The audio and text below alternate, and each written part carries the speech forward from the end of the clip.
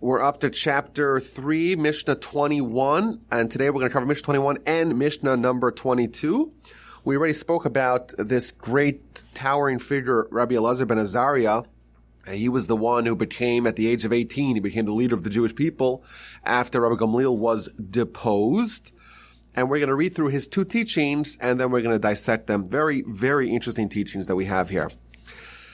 Rabbi Elazar Ben Azariah Omer, Rabbi Elazar, the son of Azariah, says, Im ein Torah, ein derech eretz, im ein derech eretz, ein Torah. If there's no Torah, there's no derech eretz. Derech eretz means the way of the world, which can mean a lot of different things. Im ein derech eretz, ein Torah. If there's no derech eretz, there is no Torah. Im ein chachma, ein yira, im ein yira, ein chachma. If there's no wisdom, there's no fear of God. If there's no fear of God, there's no wisdom. Im ein das, ein bina. If there is no knowledge, there is no insight. Im ein bina, ein das. If there's no insight, there's no knowledge. Im ein kemach, ein Torah. Im ein Torah, ein kemach. If there is no flour, there is no Torah. If there is no Torah, there is no flour. So there's four things, or four groups of things that are mutually dependent. You have to have one and the other, because if you have one without the other, you don't really have it. Okay, that's the first teaching. And then Mishnah number 22, Hu haya omer, he would also say, Kol shechachmasa merubim ma'asav l'ma'u doma. Someone whose wisdom exceeds his good deeds, to what is he compared? Le'ilan she'anafav merubim v'shrashav mu'atem, to a tree whose branches are numerous, but whose roots are few. V'haruach ba, v'okarta v'fachta alpanav, and a wind will come and uproot it and turn it over on its head. Shenemar quotes a verse in Jeremiah, V'hayar ka'arar ba'arava, he shall be like a lone tree in the desert, v'lo yirat yevo tov, and he shall not see when good times come. V'shachan chareir b'midbar, he shall dwell on parched soil in the wilderness. Eretz melecha, a salty land, v'lo seisha. So this is describing a lonely tree, really in a barren world, and very vulnerable. Aval, however, kol shemaisa merub mechachmas, so in the event where someone has the opposite, their good deeds exceed their wisdom, l'mahudoma, to what is he compared? Le'ilan shanaf of mu'atim, ushrasha merubin, to a tree whose branches are few, but whose roots are numerous. So because they have so many roots, it's very strong and it's impervious to all kinds of threats. Even if all the winds of the world come and blow up against it, ein mazizin oso mimkomo, it would not make it budge from its place. Shenemar quotes a different verse in Jeremiah, V'hayar ke'etz shasul al mayim, and he shall be like a tree planted near the water. Val yuval yishalach shrashav, and along a stream spreads its roots. V'lo yirat yavachom, and he won't notice when heat arrives. V'haya aleu ra'anan, its foliage will be fresh.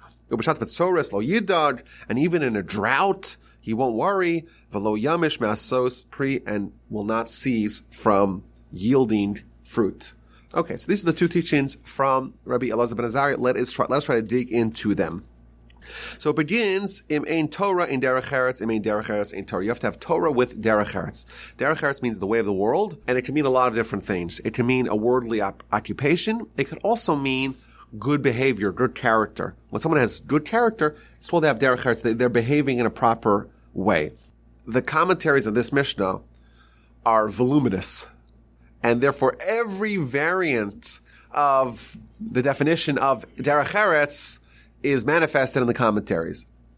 The commentary that I want to follow is the commentary of Rabbeinu Yonah, where he talks about the relationship of Torah and character, meaning that derech eretz in this context is having good character. So he says, if there's no Torah, there's no fine character. Someone cannot have refined character without Torah. Why? So he explains, because the Torah guides us to have good character. You read, for example, this past week's parsha, we read about the mitzvah of doing what's right, doing what's just, doing what's proper in the eyes of God. And there's many mitzvahs. The whole Torah is telling us all the good mitzvahs that we should do.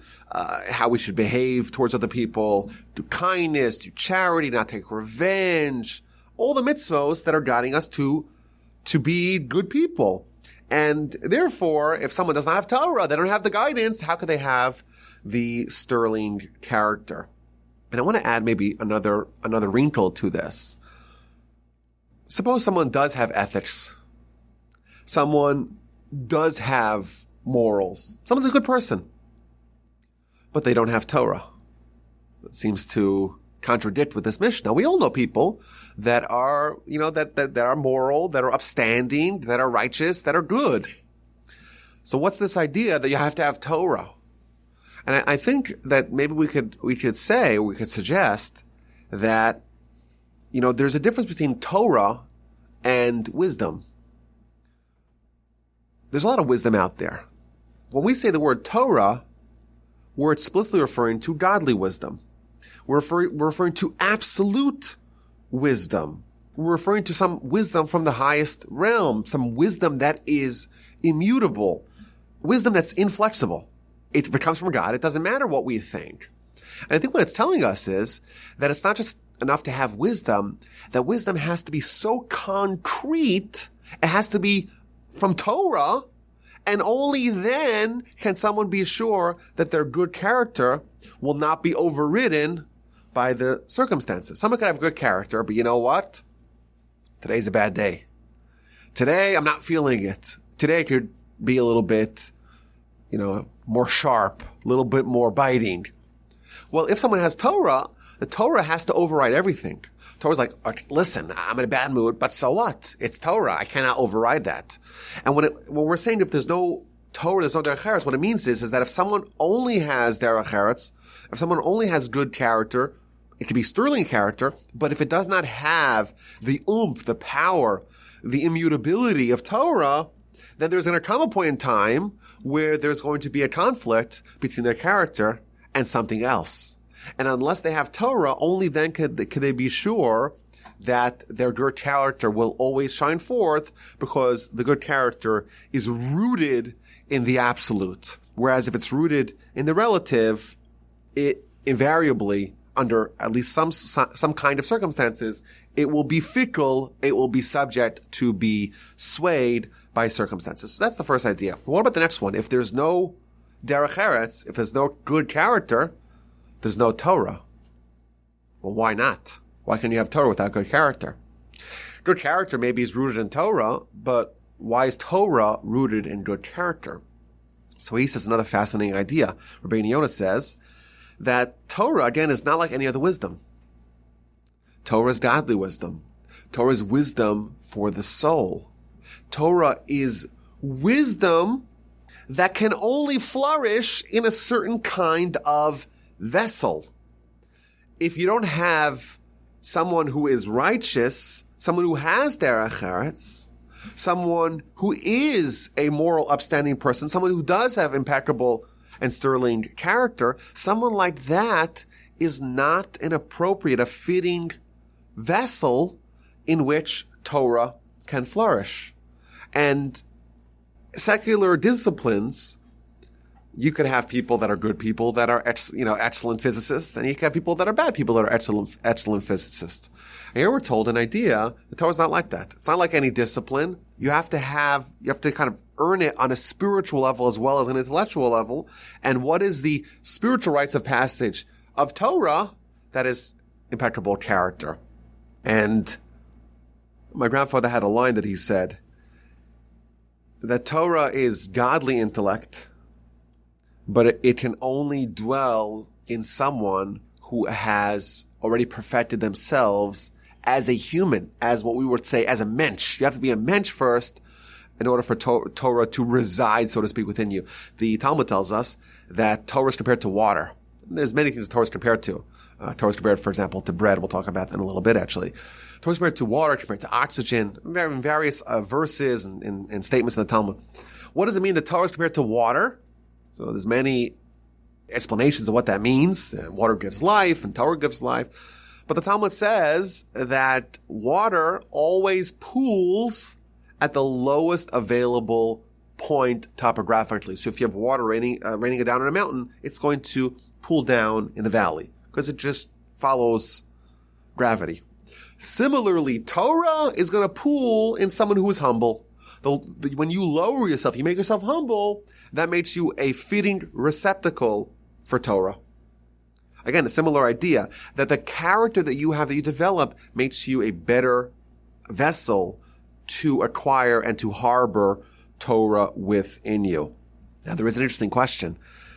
the Mishnah says we need to have both. If you don't have this, you don't have that. You don't have that, you don't have this. So where do you start? Right? If I need derech eretz to get Torah, and I need Torah to get derech eretz, well, there's no way for us to start. It's an interesting question that the Maharal asks. And maybe the easy answer is that it has to be complementary. You have to have your Torah and your derech eretz at the same time. When you simultaneously are constantly upgrading your Torah and your derech eretz, that's the proper way. Whereas if you try to go too much in one area, then it's not going to be successful. It has to be accompanied by a parallel advancement in character. So as you grow with your Torah, you have to grow with your derech eretz in tandem. And maybe we could suggest that, there's two kinds of Torah. You have Torah, which is intellectual Torah. I want to study Torah because it's fascinating, because it's interesting, because it's stimulating, because it's intriguing, because it's historical. A lot of reasons why you can study Torah. And there's another way to study Torah because it's teaching me how to live. It's guidance from God on how to properly maximize the opportunities that I have here in life. How to live life to the fullest.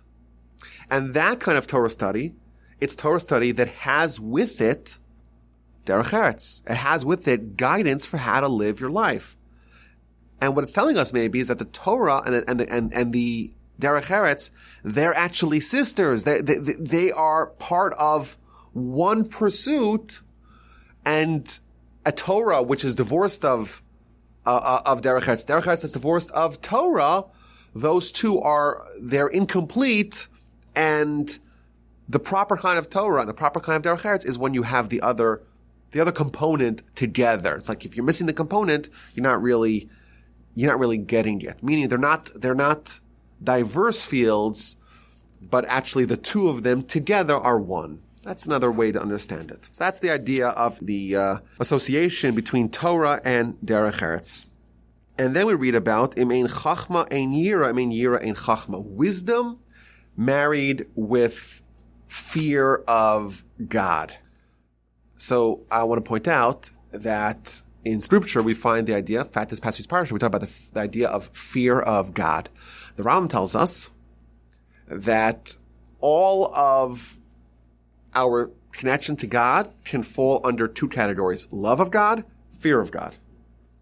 And I think there's a very basic point here, and that is that our connection to God, it's not theological. It's a relationship. And every functioning relationship is a combination of love and fear. Now, fear has a negative connotation. And Ramchal already writes that fear means seriousness. It means gravity. That's what it means. It means that it's a real thing. Every successful relationship has to have these two components, love and seriousness. For example, if you're married, hopefully you have a lot of love between you and your spouse. But there is also some sort of contract. There's also a certain degree of gravity that really cements the love. To have the love without the seriousness, without the contracts, without the commitment, you can't really have it. And the commitment without the love, that's for robots. The two together, the love and the fear, the love, the emotion, and the rigidity of the institution of marriage, so to speak, those two create the relationship that could flourish. And here we see the same kind of idea. Wisdom, it's kind of like connecting to God in a very, I would say, love vector. And then we have the fear of God, and that's connecting to God in the other way. And those two together create the relationship that is ideal between man and God. There is an amazing statement here by the Chassid Yavitz. Chassid Yavitz is, my grandfather used to say, is the best book on Pirkei Avos, on chapters of the fathers. And it's also, from my experience, the most difficult book to study. Because it's written like terms of services. Very dense. You have to read it really slowly, and you have to read every sentence twice to understand what he's saying. Now, he was someone who was part of the Spanish expulsion. He grew up in Spain, and him, together with his family, they fled when they were given the choice: convert to Christianity, die, or leave. So they left, and we know historically that many Jews left, but roughly the same amount of Jews left as the amount of Jews that stayed, that remained, and some of them actually converted.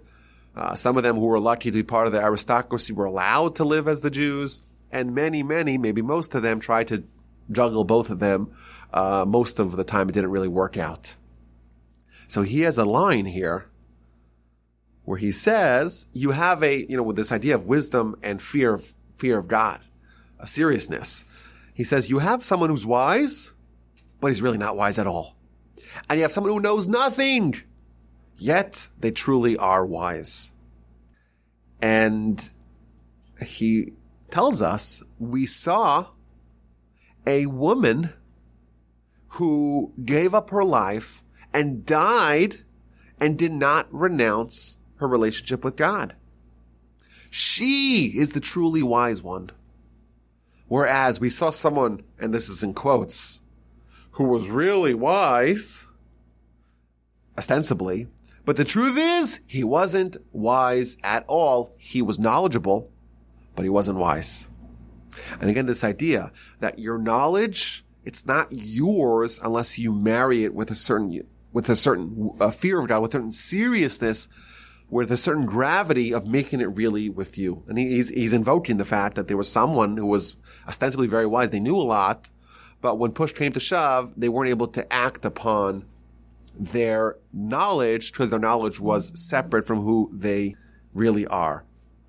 And thus what it's telling us is that it's not about how much you know that doesn't make you wise. It's about how much you internalize that wisdom. That is the true wisdom. And we have this woman, maybe she knew nothing, but you know what? She was wise because her wisdom actually resonated within her. It was true. It was real. And she acted upon it. And this other guy, we don't know if this person, it's a tantalizing story, but of course a very traumatic time in our history, but he's someone who witnessed it. We saw it. We saw this woman and we saw this other guy and we compared the two. One of them knew a lot. One of them knew nothing. But she was wise and he was not wise at all. The next two themes are, if there's no knowledge, there's no insight. If there's no insight, there is no knowledge. So the commentaries all point out, this is what gets very tricky, because we read about Torah, we read about wisdom, chachma, we read about knowledge, which is dat, we read about insight, which is bina. And it seems like there's three different types of intellect, one called chachma, one called bina, and one called dat. Wisdom, insight, and knowledge.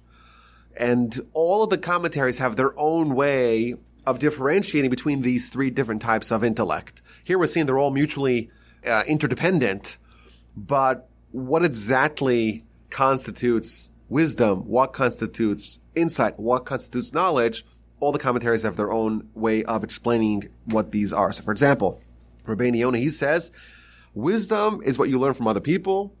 Insight is how you understand via comparison two things. You could compare from one domain to another domain. And knowledge is what you understand on your own. So again, it's not clear exactly what the demarcations are between these different kinds of wisdom, but he's saying there's three different types of intellect. Intellect is not one solitary thing. It exists at least on three different planes. But I think the general lesson here is that you have to have insight married with knowledge. What it means is that the magic happens when different types of intellect are married to each other. You know, when someone has a very deep thinking, but that's also mixed with maybe a little bit arduous, tedious calculation. We know calculation and depth of thought are disparate domains, but marry those two together, take different types of intellect and try to rendezvous them and see what results. That's really where the magic happens. I think that's a way to understand that. And finally, the interconnectedness of Torah and food. What does that mean? And now, like you read you read the Mishnah, it doesn't say food in general, it says flour. Now, it doesn't say bread. And the commentaries ask, the obvious question is that shouldn't have said, if there's no Torah, there's no bread, there is no Torah. So, before we understand, before we dig into that question, I think the insight is like this. You know, we need food or else we die. That's just the human condition. We're not angels. And therefore, you want to have Torah, you have to have a certain degree of physical sustenance and nourishment, or else you can possibly concentrate on Torah. If someone is not well fed, if someone does not have their Maslow's hierarchy tended to, if they don't have shelter, if they don't have water, if they don't have food, they don't have the basics covered, you can't really have Torah. On the flip side, if you just have the basics covered, if you just are worrying about your physical needs, but you don't have Torah, if there is no Torah, there is no flour. What value does life have if you're just focusing on the flour, so to speak? You're not all focusing on the Torah. The Torah is trying to make you identify with your soul, to think about the big picture, to think about eternity, to think about what you're living for. Those kinds of questions are really what life's about. And of course, you need to have the flour to have the Torah, but if you don't have Torah, what value does your flour have? There is no flour. There is no life. You're perpetuating your physical body. You're divorcing it from your spiritual soul. And does that really constitute life? If there is no Torah, there is no flour. The Maharal has a very long essay on this Mishnah, very long. I want to stress that it's quite wordy, as he is wont to do. And he says like this. He says, Torah and bread here are presented as parallels. And this is a theme which is quite widespread in Jewish philosophy, the idea that we exist on two planes. We have the body and the soul, and they're fused together. But just as the body has its realm, its rules, its needs, its agenda, the soul also has an agenda. It also has rules. It also has its needs. And we know the body needs food, it needs water, it needs shelter, it needs oxygen. The soul, similarly, needs those things. However, just the body's nourishment is physical. The soul's nourishment is spiritual. And here, the Maharal says, but again, it's a theme that is found all over Jewish literature. Torah is to the soul what bread is to the body. Bread, of course, gives the body life. It gives the body vitality. It gives the body continuity. Soul is fed also by spiritual bread, which is Torah. The Torah gives the soul life. It gives it vitality. It gives it continuity. And here we see that the body and soul cannot exist independent of each other. If there's no Torah, there's no flour. If there's no flour, there's no Torah. A human only is the fusion of the two. If you have the body with the soul with the body, neither of them can exist. Now we ask the question, why does it say flour and not bread? After all, you don't eat flour. Flour is processed into producing bread.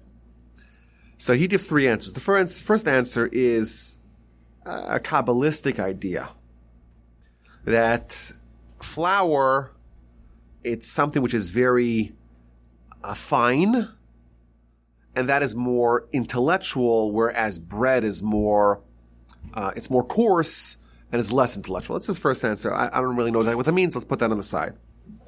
And then he says, another interesting idea, the Talmud tells us that the Yetzer Hara, the evil inclination, is similar to the yeast, to the leaven in the dough, in the bread.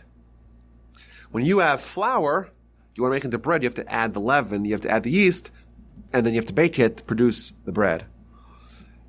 The Talmud tells us that in this process you have an analogy to the Yetzer Hara, evil inclination. It's comparable to the leaven in the bread. Now what that means is a separate discussion. I think we've talked about it in the past. But Torah, says the Maharal, it's the antidote to the evil inclination. And therefore, if you're comparing something to Torah, you can't talk about bread, because bread already has leaven in it, and the Yetzer Hara is compared to the leaven, and therefore, with the Torah, which is the anti-Yetzer Hara, that gets rid, so to speak, of the leaven, and therefore you can only compare it to flour. And then his third answer is the answer you've been waiting for. And that is as follows. We know if you have no bread, you have no Torah. Why? Because if your stomach is grumbling, if you're malnourished, you're undernourished, how could you possibly concentrate on anything else? You need to focus on your food. You won't be able to study Torah. What if someone has bread? They have bread, so they have a meal. Today's food is covered. But if they don't have flour, what does that mean? That means that tomorrow's food is in question. if someone does not know how they're going to feed themselves tomorrow, then they still don't have the peace of mind to study. You have to have bread for today and a little bit of flour, a little bit of breathing room. You're going to have tomorrow's meal covered as well before you can have the peace of mind necessary to study Torah. If you just have bread, you just have food for today, maybe if you're really a special person or someone who really relies on God, you're like the Baal Shem Tov who made sure he cleaned out his house every night. There was nothing left. Rely on God. That's for special people. Regular people, you have to have a little bit of a security, a little bit of a rainy day fund. You have to have a little bit of flour, not just to cover the bread of today, but the bread of tomorrow, maybe a couple of days of breathing room. Only then you'll have enough peace of mind to be able to properly study. And then he adds, it doesn't say you have wheat. Because wheat, it's stored for months. Flour is stored for weeks maybe. And bread, of course, is for today, and then it starts already to entropy, right? If you just have bread, it's not enough. If you're waiting till you have tons of wheat in the storage houses in the granary, you're waiting too long. You're asking for too much of a security blanket, too much of a rainy day fund. When you have flour, it means you have a few weeks maybe or a few days of food covered. That should give you enough peace of mind to be able to study properly without being too concerned about the future. If you stick around and say, I'm waiting till I have a year's worth, 2 years worth in the bank before I can even think about studying, you're waiting too long. You can know you have flour, you got some meals taken care of, and you can rely on God for everything else. Just quickly, the final teaching that he taught, comparing us to a tree, and our roots, so to speak, are the actions, our behavior, and our branches are the wisdom. So the idea, the motif of a human being similar to a tree is found in all places in Jewish literature. So for example, Ki ha'adam eitz hasadeh, we read in Deuteronomy chapter 20, verse 19, man is like the tree in the field. So this idea that we have part of us is hidden, is underneath the ground, subterranean, the roots, and that you don't see. All you see is what's, exhibiting forth above the ground. So the idea of us having this dual existence, an internal existence that's hidden from other people, an external existence that is revealed to other people. Moreover, the insight that we learn over here, that our wherewithal, our ability to withstand the challenges is not a product of what is visible to other people. It's the roots that are hidden that determines how strong we are, how resolute we are to be able to withstand the challenges. And we see that the actions, those are the roots. You would think the actions maybe that's revealed. No. The actions is how someone behaves when no one's watching. That really is your actions. Those are the roots, the things that are invisible to other people. That truly determines how secure and stable your tree is and how it could resist and stand strong when the winds come. The branches, those are the things that other people see. That is the wisdom. That's how you behave when other people are watching. And I want to add another point here. 2 more points maybe. First of all, it seems like that the ratio of roots to branches matters in relative terms much more than in absolute terms. You could have a huge tree and it has a lot of roots, but not enough roots to sustain such a big tree. Whereas you can have a small sapling or a small little bush and it has fewer roots than the tree next door, but because what is exhibited above the ground is also smaller, the roots can support such a tree. So it's not about having the most roots.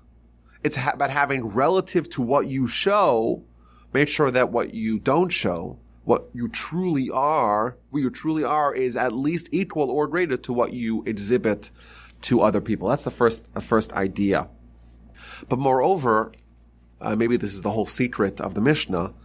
He brings 2 verses from Jeremiah. One talking about the tree that maybe stands big and tall, but doesn't have the environment to flourish. It's parched, it's salty terrain, etc. And then you have the other tree, which is rooted deeply. It's got the good water source. And no matter how many year of drought comes, it's still yielding fruit. And that's the bottom line. The bottom line is that we're the tree, but ultimately we're trying to produce the fruit. And yes, the roots are great. And yes, the branches are great. And we want to make sure that the branches do not exceed the roots, because then we're vulnerable to being overturned, uprooted, and destroyed. But the fruit, that is the takeaway. And we would say maybe that the lesson here is that we're a tree, and our life here is to choose how we manipulate that tree. But the end goal is to try to produce the fruit. And when we talk about the afterlife is the consumption part, right? It's that proverbial fruit, when it actually can be actualized, that's in the world to come.